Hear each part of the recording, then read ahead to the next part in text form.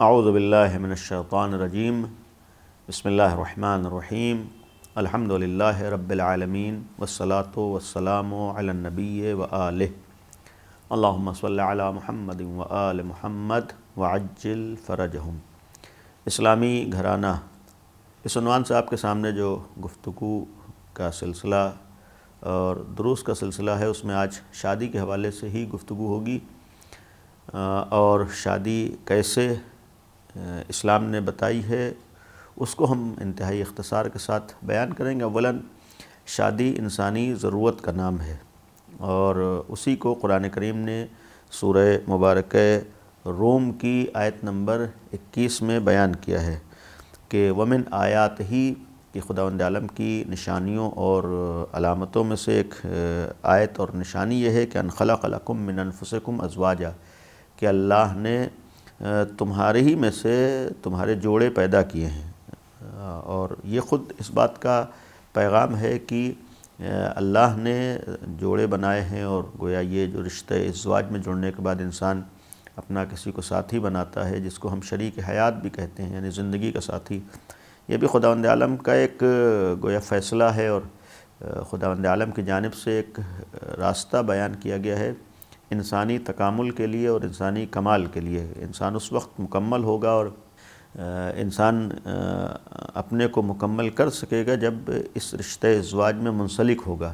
لہذا اس ضرورت کو پیش کرنے کے لیے جو ہمارے ہاں اسلامی طریقہ بتایا گیا ہے، مال اسف آج ہمارے ہاں بہت سی غلط رسم و رواج کی وجہ سے شادی کو بہت سخت سمجھا جاتا ہے، یا شادی کو ایک مصیبت یا پریشانی کا سبب سمجھا جاتا ہے، جبکہ اسلام میں شادی بہت آسان ہے، اور آسانی کے ساتھ ساتھ اسلام میں شادی بہت سستی ہے، بلکہ فری والا معاملہ ہے، یعنی بغیر خرچے والی شادی ہے اسلام میں۔ جبکہ ہمارے ہاں تصور یہ ہے کہ ہم شادی کو ایک بہت بڑے خرچے کا سبب سمجھتے ہیں۔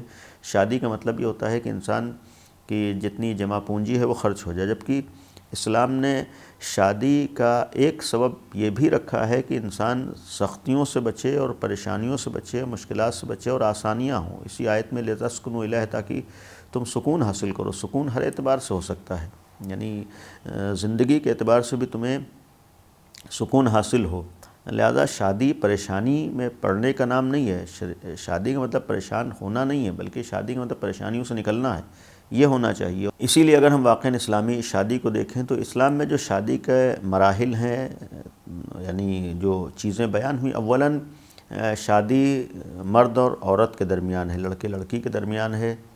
اس میں پہلی چیز ہے زوجین کے درمیان خود رضایت کا ہونا، مرضی کا ہونا، یعنی لڑکے اور لڑکی کا، مرد عورت کا راضی ہونا یہ شرط ہے، یعنی اس میں جبر اور زبردستی نہیں ہو سکتی ہے کہ ہم مجبور کریں کسی کو، زبردستی کریں اور اس کے بعد کسی کی شادی کرا دیں، نہیں ہو سکتا ہے۔ پہلی چیز ہے کہ لڑکے لڑکی کا یا مرد عورت کا راضی ہونا ضروری ہے، لازم ہے۔ دوسری طرف لڑکی کے لیے اگر وہ باکرہ ہے، یعنی پہلی شادی ہو رہی، تو ایسی صورت میں ولی کی اجازت شرط ہے۔ بعض مراجع کے نزدیک بغیر ولی کی اجازت کے نکاح نہیں ہو سکتا ہے باکرہ لڑکی کے لیے، اور ولی میں باپ ہوتا ہے، اگر باپ نہ ہو تو دادا ہے، یعنی ولایت جس کی اجازت شرط ہے وہ صرف باپ ہے، اور باپ کے بعد دادا ہے۔ ان دو کے علاوہ کوئی اور اس عنوان سے ولی نہیں ہے، یعنی جس کی اجازت شرط ہو، جس کی اجازت ضروری ہو۔ تو لڑکی لڑکے کا راضی ہونا ضروری ہے، اور لڑکی کے والد کا، باپ کا راضی ہونا اگر وہ باکرہ ہے۔ اس کا مطلب اگر دوسری شادی کر رہی ہے تو ایسی صورت میں باپ کی اجازت شرط نہیں ہے۔ یہاں پر توجہ رہے، احترام اور ہے، خیال کرنا اور ہے، والدین کی مخالفت اور ہے، بزرگوں کا پاس و لحاظ اور ہے، لیکن شرط یہ اور ہے، یہ بعنوان شرط بیان کیا گیا۔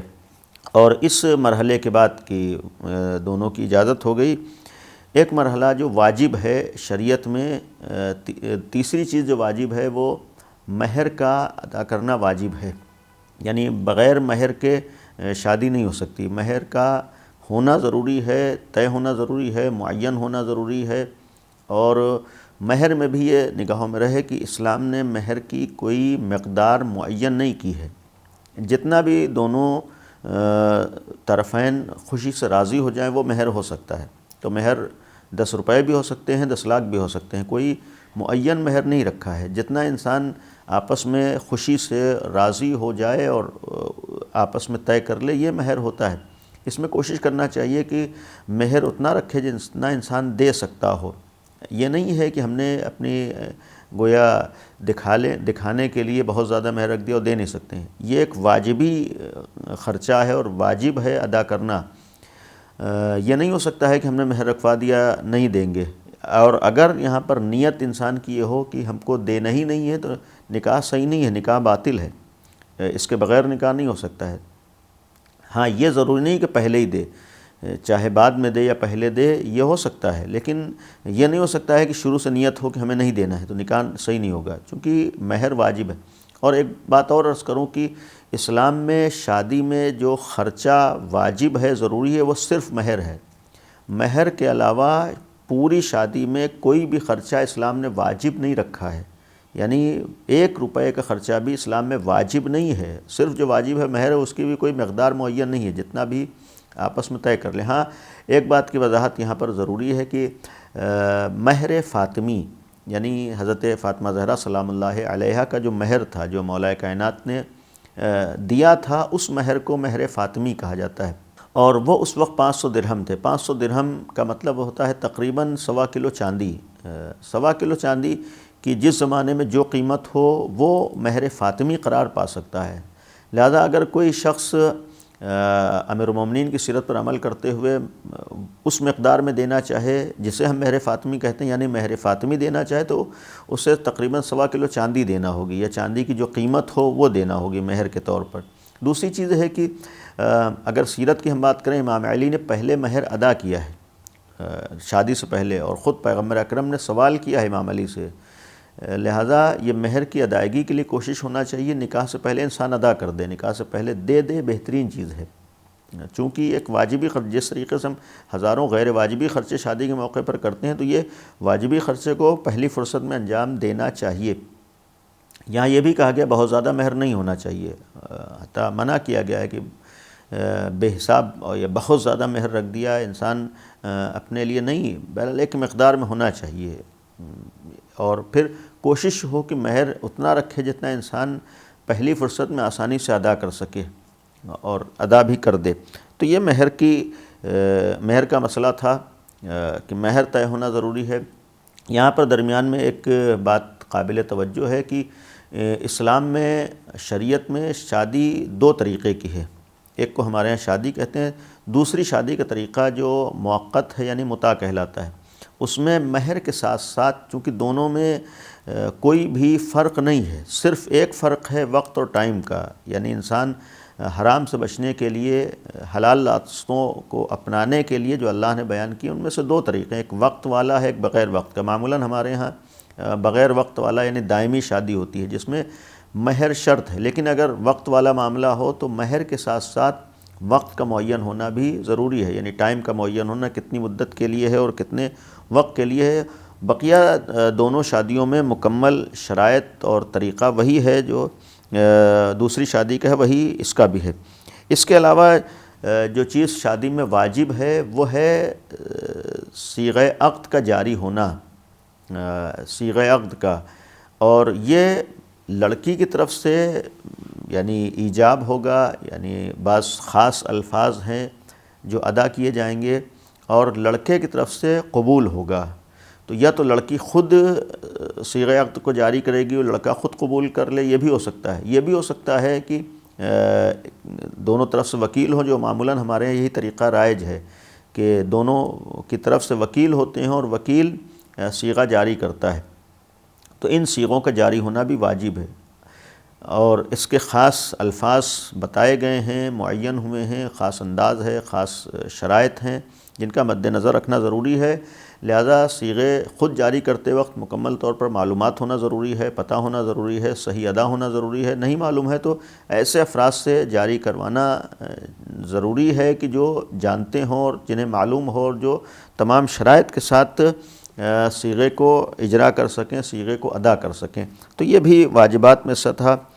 اور اس کے علاوہ شادی میں یعنی کوئی چیز واجب نہیں ہے، یعنی ابتدا سے آخر تک یہ واجبات تھے۔ البتہ شادی میں ایک چیز مستحب ہے، وہ ہے ولیمہ۔ مستحب کا مطلب یہ ہوتا ہے کہ اگر انسان انجام دے تو اچھا ہے، ثواب ہے، فائدہ ہے، اور اگر انجام نہیں دے رہا ہے تو کوئی غلط نہیں ہے، کوئی حرج نہیں ہے، یعنی شریعت کی مخالفت نہیں ہے، کوئی نقصان نہیں۔ تو ولیمہ مستحب ہے، البتہ مستحب کو بھی کوشش کرنا چاہیے حتی الامکان انسان انجام دے اور اس سے بجا لائے۔ اور اس مستحب کی مقدار معین نہیں ہوئی ہے کہ کتنے لوگ ہونا چاہیے۔ ہاں ایک مقدار میں کم از کم جتنے لوگ آ سکتے ہوں ان کو انسان کہا جائے کہ ہاں ولیمہ ہے، وہ اگر استحباب پر عمل کرنا چاہ رہا، مستحب پر عمل کرنا کر سکتا ہے۔ تو اس میں بھی ایسا نہیں ہے کہ 500 لوگ ہوں گے تبھی ولیمہ ہو سکتا ہے، نہیں، انسان کی حیثیت 500 کے نہیں 5 لوگوں کی تب بھی ولیمہ ہو سکتا ہے اور عمل ہو سکتا ہے۔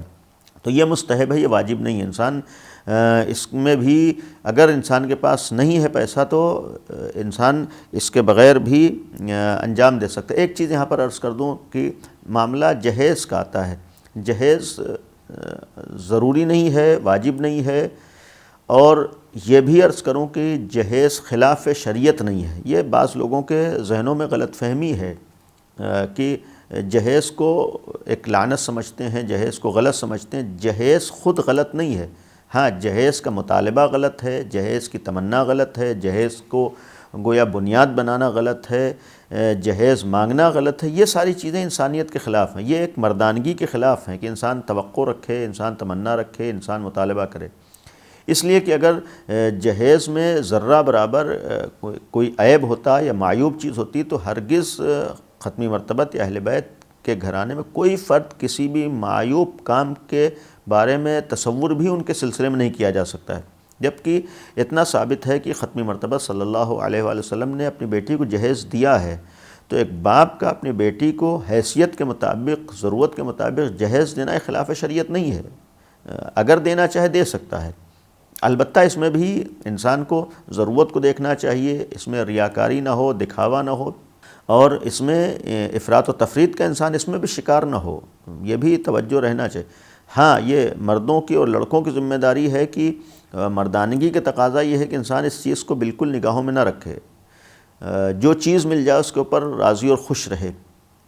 لہذا یہ بھی ایک قابل توجہ چیز ہے کہ اولاً جہیز نہیں دے رہا ہے تو کوئی حرج نہیں ہے، اور ایک طریقے کا یہ بھی قابل توجہ ہے کہ اگر جہیز کی تمنا ہے تو پھر انسان اس سے پہلے اس سے زیادہ مہر کی جانب بھی توجہ دے کہ مہر واجب ہے، جہیز واجب نہیں ہے، تو پھر مہر کی ادائیگی کی جانب توجہ ہونا چاہیے۔